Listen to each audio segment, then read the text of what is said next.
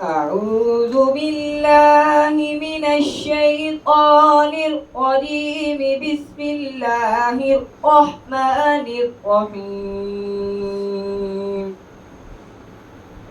فلا صدق ولا صلى ولكن كذب وتولى ثم ذهب إلى أهله يتمطى. أولى لك فأولى ثم أولى لك فأولى.